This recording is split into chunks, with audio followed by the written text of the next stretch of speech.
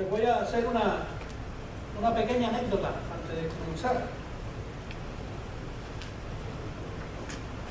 ¿Cuántos saben que llevamos en el ministerio 5 años?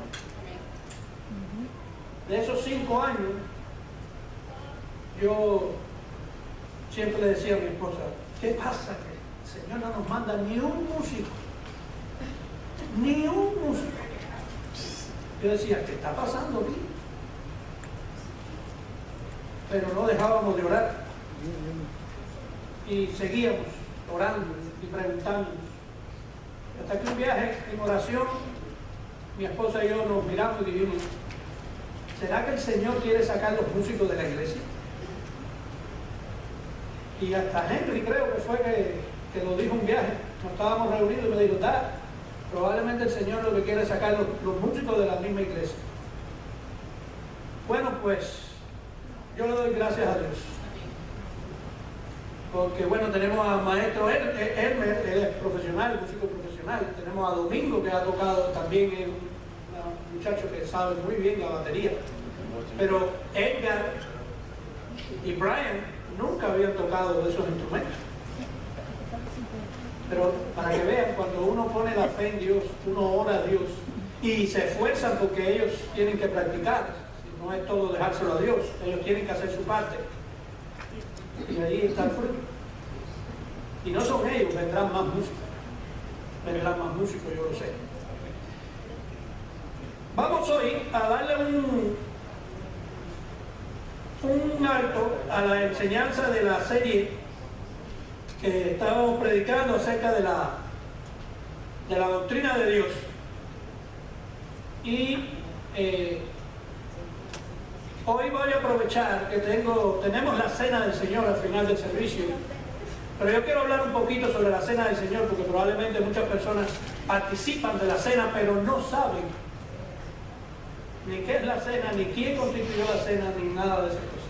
Entonces yo quiero hablar hoy un poquito sobre la cena y la cena del Señor. También el Señor la constituye también por un propósito: unir a su iglesia, unir a su cuerpo. Y hoy vamos a hablar un poquito de eso y traté el tema de la cena del Señor y su iglesia. Para eso quiero que vaya a 1 Corintios 11. 1 Corintios 11.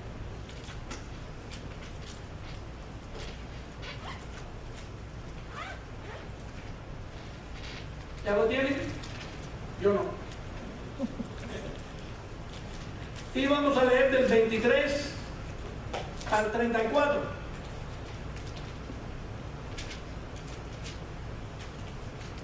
Porque yo recibí del Señor lo mismo que os he enseñado, que el Señor Jesús, la noche en que fue entregado, tomó pan, y después de dar gracia lo partió y dijo: este es mi cuerpo, que es para vosotros, haced esto en memoria de mí.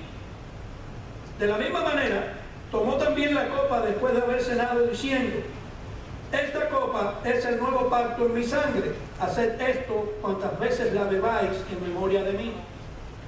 Porque todas las veces que comáis este pan y bebáis esta copa, la muerte del Señor proclamáis hasta que Él venga. De manera que el que coma el pan o beba la copa del Señor indignamente, será culpable del cuerpo y de la sangre del Señor. Por tanto, examínese cada uno a sí mismo, y entonces coma del pan y beba de la copa. Porque el que come y bebe sin discernir correctamente el cuerpo del Señor, come y bebe juicio para sí. Por esta razón, hay muchos débiles y enfermos entre vosotros, y muchos duermen. Pero si nos juzgáramos a nosotros mismos, no seríamos juzgados. Pero cuando somos juzgados, el Señor nos disciplina para que no seamos condenados con el mundo. Así que, hermanos míos, cuando os reunáis para comer, esperaos unos a otros. Si alguno tiene hambre, coma en su casa, para que no os reunáis para juicio. Los demás asuntos los arreglaré cuando yo vaya. Señor, en el nombre de Jesús, bendice tu palabra. Señor, permite que yo pueda, Señor, exponerla tal como está en tu palabra. Pero bendícela tú, Señor. Ayúdanos en el nombre de Jesús. Amén y amén. Mis hermanos, creo que aquí todos, si no se han casado, han asistido a una boda, ¿sí o no? Pero cuando vemos los novios delante del altar y está el pastor o el ministro o el que esté haciendo la boda, oficiando la boda, muchas veces nos surgen una pregunta a cada uno. Y por ejemplo, a mí a veces me surgía, aún yo oficiando la boda a otra persona, antes de la boda yo decía, Señor, ¿están realmente casados esta pareja tan solo con decir acepto?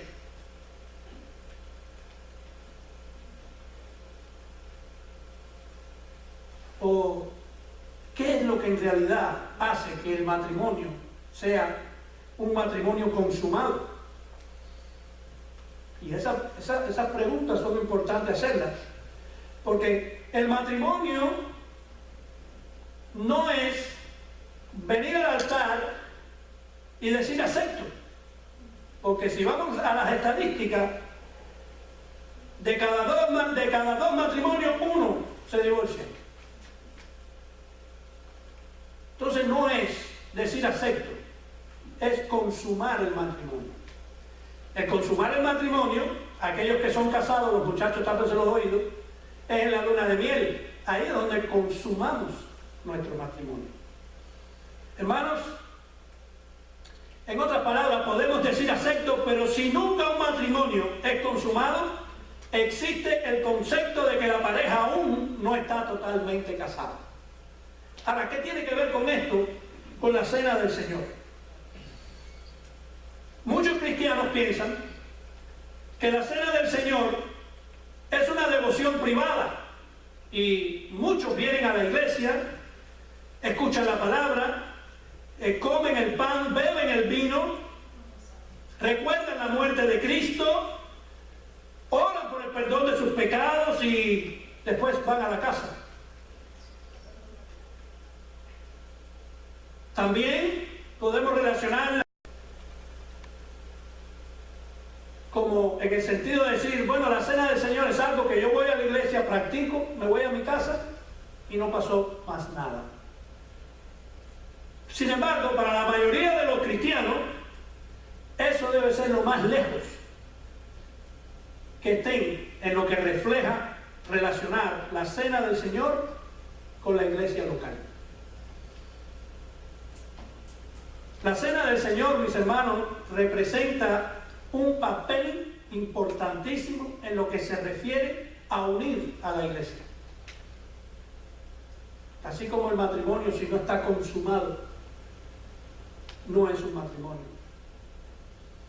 La cena del Señor es algo que nosotros hacemos y que Cristo instituye también para unir su pueblo.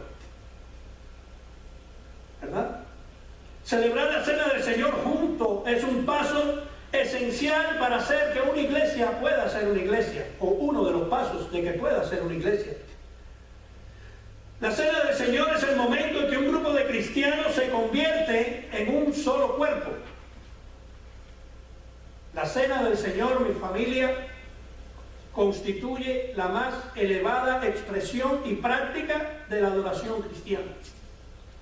En Corinto, esta celebración había descendido a un nivel tan bajo que prácticamente ya los creyentes lo que estaban haciendo era blasfemando el nombre del Señor cuando constituían o cuando repartían la cena o cuando participaban de la cena. Por eso Pablo hizo tanto hincapié en eso también, aparte de los 4 evangelios.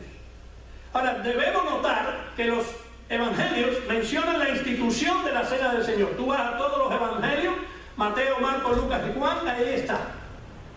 Pero se repite esta parte de hablar de la cena del Señor en Corinto y lo hace ¿quién? Pablo. ¿Sí? Ahora,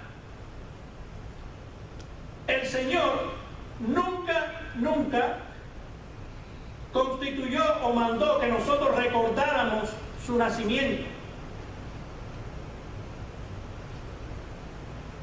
Pero Él sí expresó que recordáramos el día de su muerte. Y Pablo es lo que nos va a enseñar en este pasaje de 1 Corintios, del 23 al 34. El versículo 23 dice así, y este es Pablo hablando: porque yo recibí del Señor lo mismo que os he enseñado, que el Señor Jesús, la noche en que fue entregado, tomó pan. Ahora, como dije al principio, aquí el Pablo está diciendo porque yo recibí del Señor. Recuerden que Pablo en 1 Corintios 15:3 después dice porque yo os entregué en primer lugar lo mismo que recibí. Acuérdense que Pablo no participó de la cena original con los apóstoles. Él vino a ser apóstol después, ¿verdad? Pablo está diciendo que recibió la revelación directa del Evangelio y de la cena del Señor de Cristo mismo. Esa revelación Él la recibe directamente del Señor. El Señor le da instrucciones especiales en cuanto a la cena del Señor se refiere. En ese sentido, recordemos que Pablo no estuvo presente. Pablo no estuvo presente en la cena original, ¿verdad? Pero Él os ha enseñado aquello que recibió del Señor. Y en 1 Corintios 11, Él va a hablar de lo que el Señor mismo le dijo a Él. Ahora,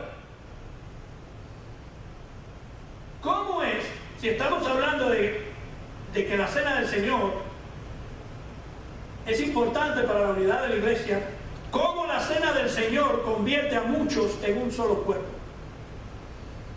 Y vamos a ir a hacer una historia del Antiguo Testamento. Por ejemplo, después del éxodo de Egipto, Dios dio al pueblo escogido varias maneras en que debían recordar lo que Él había hecho a su favor. Debían poner recordatorios en los postes, en las puertas de sus casas, celebrar la Pascua y las otras fiestas para que cada vez que entraran en sus hogares tuvieran motivos para acordarse de la providencia divina. Por ejemplo, Deuteronomio 6, del 6 al 9, nos habla y dice: estas palabras que yo te mando hoy estarán sobre tu corazón, y diligentemente las enseñarás a tus hijos y hablarás de ellas cuando te sientas en tu casa y cuando andes por el camino, cuando te acuestes y cuando te levantes. Y las atarás como una señal a tu mano y serán por insignia entre tus ojos. Versículo 9. Y las escribirás en los postes de tu casa y en tus puertas. Yo fui a casa de unos hermanos que me invitaron a predicar a Tampa.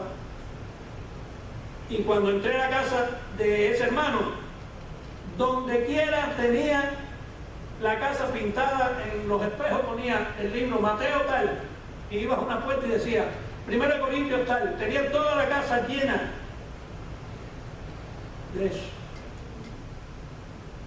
Las escribirás en los postes de tu casa y en tus puertas. Pero esto no se trata de que tú llegues a tu casa ahora y pongas todos esos versículos alrededor de toda tu casa. Porque el versículo número 6 dice: y estas palabras que yo te mando hoy estarán sobre tu corazón. Aquí es donde tiene que estar escrita esas palabras, en tu corazón. ¿Ok? Pero bueno, Dios le mandó al pueblo a que hicieran eso. Ahora, cuando nuestro Señor Jesucristo estableció la cena en la noche antes de su muerte, Él hizo lo mismo.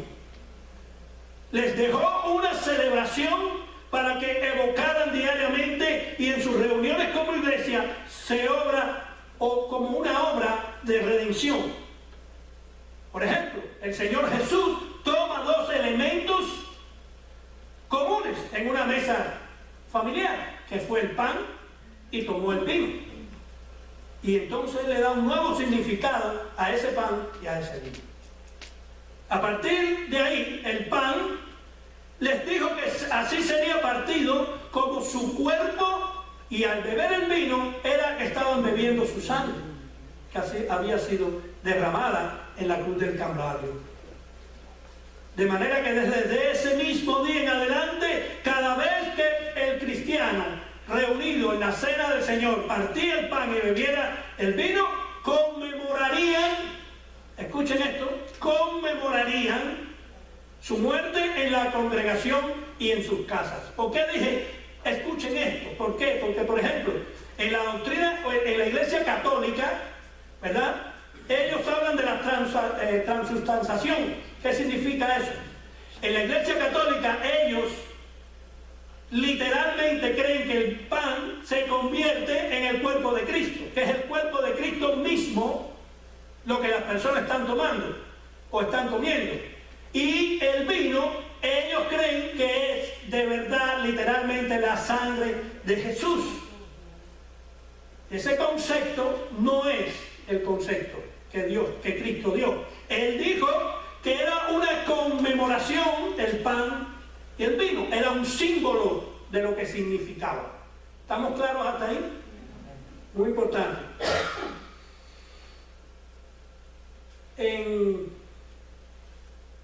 Y esto lo que hace que también nos muestra que la cena del Señor es una unidad en Cristo. Era motivo, por ejemplo, cuando el Señor constituye la cena en este tiempo, los corintios, cuando practicaban la cena, era un motivo de división, no de unión. ¿Verdad? ¿Por qué? Los ricos traían sus manjares y se sentaban por un lado, mientras que los pobres comían sus alimentos más sencillos por otro lado.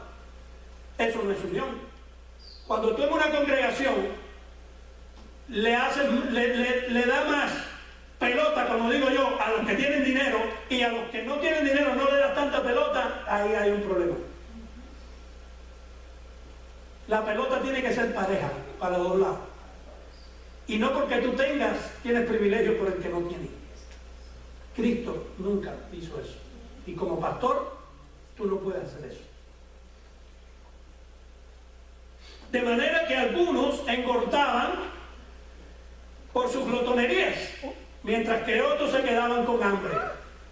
En ese lugar, o en lugar de ser una ocasión para mostrar amor, la cena del Señor Dios la constituye para eso, para juntos compartirla, conmemorar su muerte, pero todos juntos, no uno por aquí y el otro por allá. No podía haber una diferencia. Es muy importante que en la iglesia no tengamos diferencias, que todos nos veamos iguales, que hagamos lo que dice la palabra, ver a mi hermano superior a mí mismo. Eso es importante hacerlo. Pero el punto de Pablo es que en la cena, debido a que todos compartimos juntos, hay un compañerismo en Cristo. Nuestra unidad en Cristo va a dar lugar al cuerpo unificado de la iglesia. Por eso, mis hermanos, renovemos nuestro compromiso con Cristo y con cada uno de los hermanos, y esto hace que la iglesia sea iglesia. Así como tú estás haciendo un compromiso con el Señor cuando participas de la cena, ese mismo debe ser el compromiso que tú haces con amar a tu hermano. Tenemos que compartir juntos. Por eso el apóstol invitó a echar una mirada al pasado aquí a los corintios.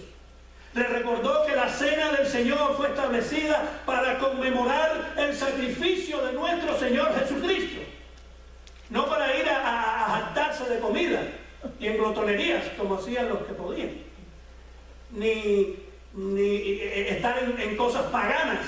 No, la cena del Señor es algo sagrado. Eso le pertenece, estamos conmemorando algo sagrado, ¿verdad? ¿Qué conmemora la cena del Señor? El sacrificio de ¿quién? De Cristo. en la cruz del Calvario. Y Pablo da una explicación poderosa de lo que a veces se nos olvida, que el Señor dio su vida por nosotros. Y Pablo les recuerda a los corintios 3 cosas importantes. Número 1, ¿para qué se estableció la cena del Señor? Recordar a Cristo y lo que Él hizo a nuestro favor. Eso es lo primero. Número 2, proclamar su muerte y su significado a los que presenciarán la celebración. Estamos celebrando que Cristo murió pero resucitó. Y número 3, estamos esperando su regreso. ¿Cuántos saben que Cristo viene? Amén. Señor viene, su segunda venida. ¿Cuándo es? Yo no sé, pero ya está, ya por ahí anda. Cristo ven, ¿verdad? Mis hermanos, llegar a la cena del Señor con un corazón que no está preparado es algo grave. También es una cosa seria recibir la cena del Señor de manera descuidada.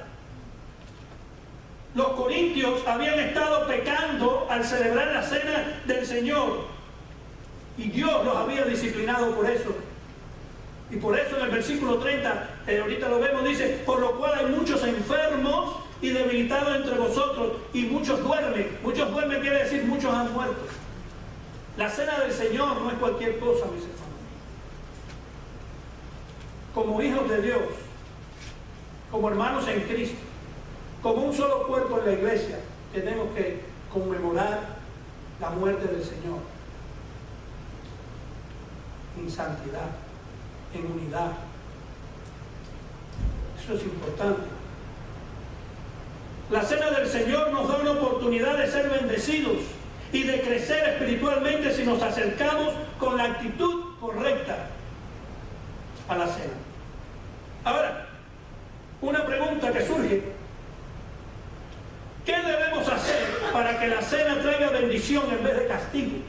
Estábamos mirando que en el versículo 30 decía que si alguien come indignamente esto, o hace la cena del Señor indignamente, sin la intención correcta, trae castigo de Dios.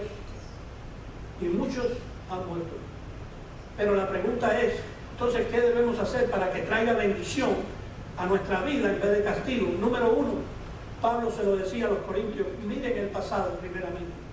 Versículos 24 y 26. Y después de dar gracia lo partió y dijo: este es mi cuerpo, que es para vosotros. Haced esto en memoria de mí. De la misma manera tomó también la copa después de haber cenado, diciendo: esta copa es el nuevo pacto en mi sangre. Haced esto cuantas veces la bebáis en memoria de mí. Porque todas las veces que comáis este pan y bebáis esta copa, la muerte del Señor proclamáis hasta que Él venga. Mis hermanos, el pan que vamos a comer ahorita representa el cuerpo de Cristo entregado por nosotros en esa cruz del Calvario. Por nosotros. ¿Qué nos recuerda la copa de vino? Su sangre derramada por nosotros. Es notable que Jesús haya querido que sus seguidores recordaran su muerte. ¿Por qué Jesús quería que recordaran su muerte? Porque, mi hermano, todo lo que nosotros tenemos como creyentes se centra en la muerte de Cristo. Cristo nació, Cristo vivió, Cristo murió y Cristo resucitó. Esa muerte es importante para nosotros. Dice que sin la resurrección de Cristo, en vano sería todo lo que hacemos. Pero no puede haber resurrección sin antes no haber una muerte. Cristo murió por nuestros pecados. Él murió. Por eso la cena del Señor representa la muerte de Cristo en la cruz del Calvario por nuestros pecados. Recuerden. Mis hermanos, no es la vida de nuestro Señor ni sus enseñanzas lo que salvará a los pecadores, es la muerte de Cristo lo que salva al pecador. Por lo tanto, también debemos recordar por qué murió Cristo. Cristo murió por nuestros pecados. Él fue nuestro sustituto. Él pagó la deuda que nosotros nunca podíamos haber pagado. No podíamos. Él vino y Él fue el sustituto. Y pagó por nuestros pecados. Tenemos que ver cuál fue la obra de Cristo cuando tomemos la cena. Recordar la obra, por qué la estamos tomando. Fue su muerte lo que estamos conmemorando. Eso es algo que al Hijo de Dios debe de ser algo importante, sagrado. Número 2. No podemos tomar la Santa Cena o la Cena del Señor de una manera indigna. Versículo 27. De manera que el que coma el pan o beba la copa del Señor indignamente será culpable del cuerpo y de la sangre del Señor. Hermanos, esto tiene que ver con la manera en que actuaban los corintios en la celebración de la cena. Ellos intencionalmente la habían convertido en la fuente del desorden y la división. Hacían burlas de la finalidad espiritual de este gran evento. Pero la verdad es que todos nosotros somos indignos. Eso es lo que le da el verdadero significado a la cena. Recordándonos que Cristo murió por nosotros. Cristo murió por gente injusta. Eso es lo que hace grande la muerte del Señor. El Señor murió por alguien que no merecía lo que tenemos. ¿Sabe lo que nosotros merecíamos? El infierno. Y por eso es la gracia de Dios. Por eso es por gracia todo lo que tenemos. Porque lo que tú tienes nunca te lo merecías. Dios te lo dio como un regalo.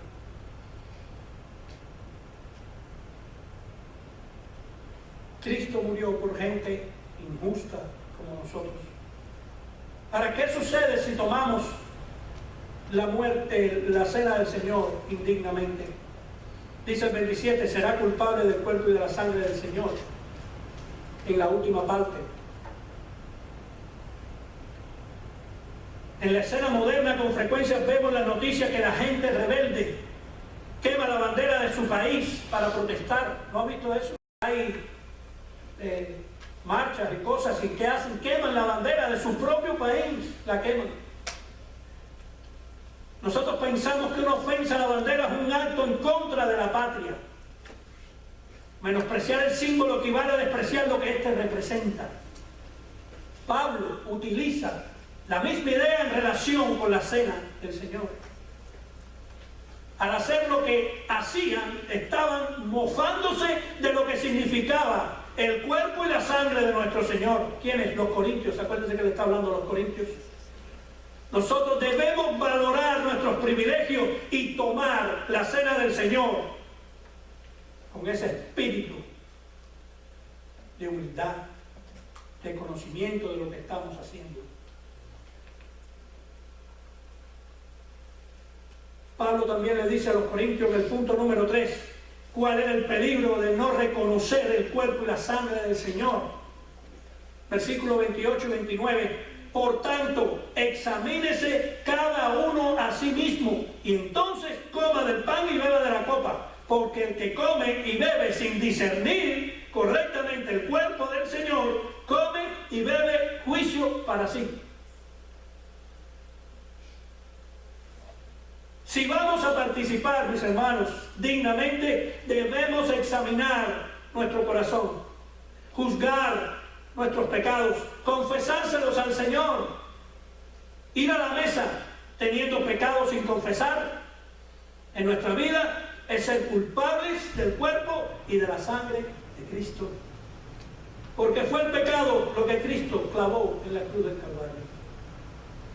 Si nosotros no juzgamos nuestros propios pecados, entonces Dios nos juzgará y nos castigará hasta que confesemos y abandonemos nuestros pecados.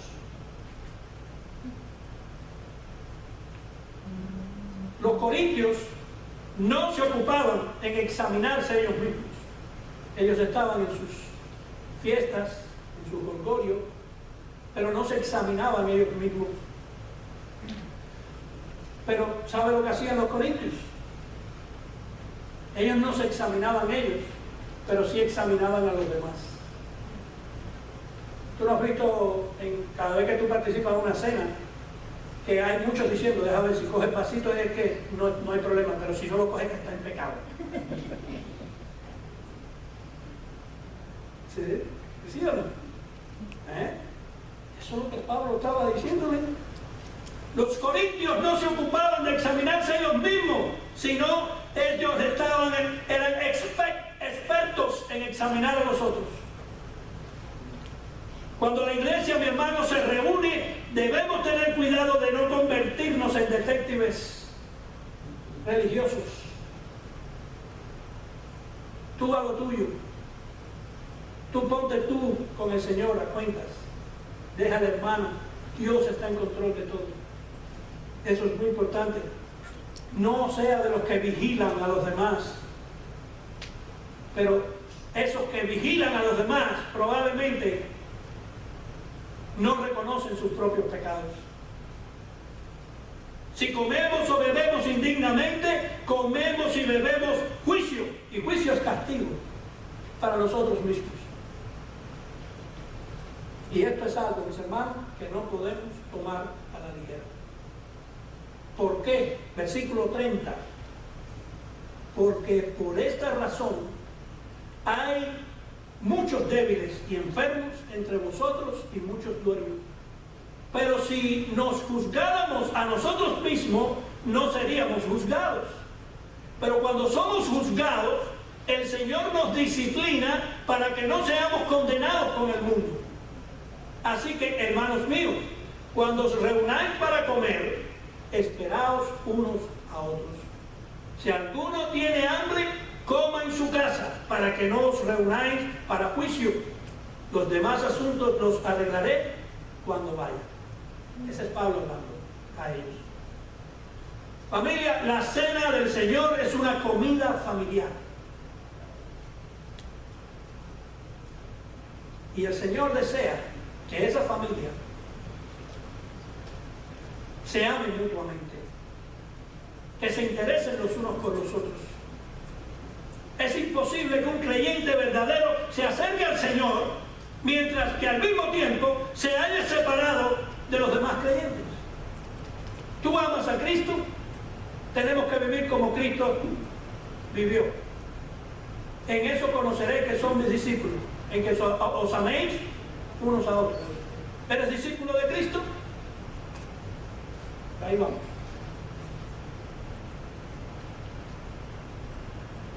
Pregunta, ¿cómo podemos recordar la muerte del Señor sin amarnos los unos a los otros? ¿De qué manera? Dice 1 Juan 4:11, amados, si Dios así nos amó, también vosotros debemos amarnos unos a otros. Ninguna persona que no sea un creyente verdadero debería acercarse a la mesa.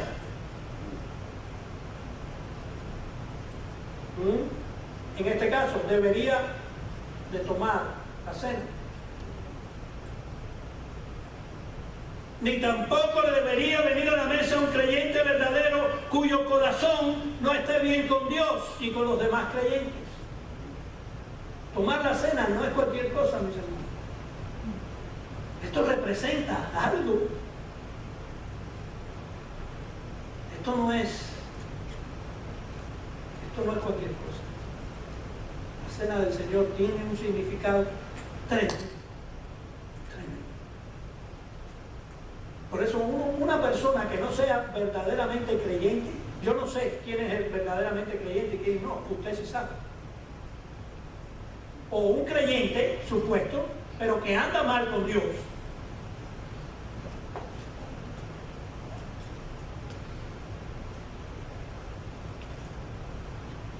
Ahora, tampoco termina Pablo diciéndonos aquí,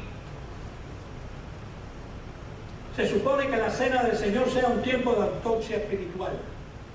No es este el momento para tú examinarte. Tú tienes que examinarte diariamente. Siempre en esta iglesia tratamos de una semana antes de tomar la cena, pues anunciarlo. Tienes una semana. Si en caso de que todos los días no llegues a los pies del Señor como debe de ser, en oración, en súplica, en arrepentimiento, bueno, tienes una semana para cuando tú llegues a la cena del Señor, ya tú vengas preparado. Porque esto no es cualquier cosa. La cena del Señor no es un tiempo de autopsia espiritual, no es un tiempo de dolor. Ahora es importante que aún todos nosotros confesemos nuestros pecados antes de tomar la cena. La cena del Señor debe ser un momento de agradecimiento, un momento de gozo, de anticipación al instante en que veamos al Señor Jesús.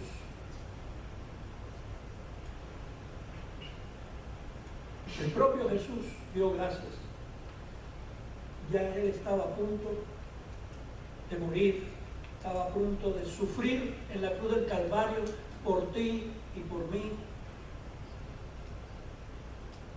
Mis hermanos, si el Señor hizo eso por nosotros, ¿por qué nosotros no podemos darle gracias a Dios también? ¿Por qué nosotros no podemos recordar dignamente la cena del Señor? ¿Por qué no podemos tomar la cena del Señor y recordar el sacrificio de Cristo en la cruz del Calvario por nosotros? Eso es lo que representamos acá.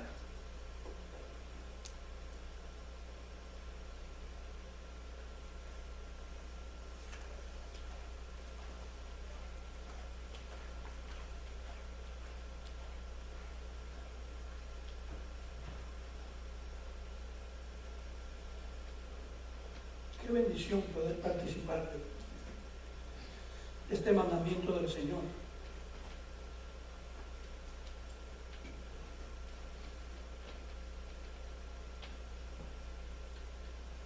El primer Adán representa a Dios. El segundo Adán es Cristo Jesús. ¿Qué Adán estamos nosotros alimentando? ¿El del mundo? A Jesús. Tome un tiempo, ahora cuando vayamos a participar de la cena, a orar al Señor. Empiece desde ahora, órale al Señor y arrepiéntase de sus pecados. Pídale perdón a Dios. Perdón a nuestros pecados.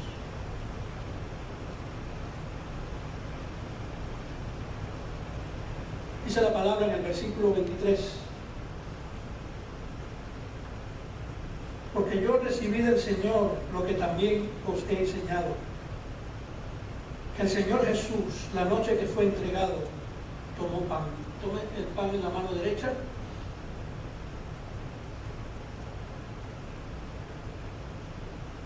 Y habiendo dado gracias, lo partió y dijo: tomad, comed, esto es mi cuerpo, que por vosotros es partido. Haced esto en memoria de mi Padre. Sabemos que este pan no deja de ser pan, pero representa tu cuerpo, Señor, molido por nuestros pecados. Gracias por ese sacrificio. Gracias por esa justificación, Señor, que nos diste, Padre. Gracias, Señor. Pueden comer.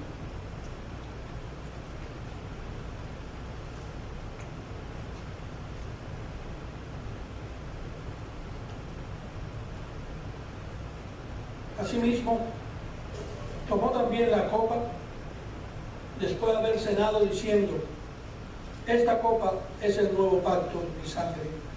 Haced esto todas las veces que la bebiereis en memoria de mí. Señor, lo mismo decimos de este vino, Señor, que no deja de ser vino, pero representa esa sangre preciosa vertida en la cruz del Calvario, derramada también por nuestras iniquidades, nuestros pecados, Señor. Señor, gracias, porque sin tu cuerpo, sin tu sangre, no somos dignos, Señor, de nada. Gracias por vertirla por amor a nosotros. Gracias, Señor. Puede tomar.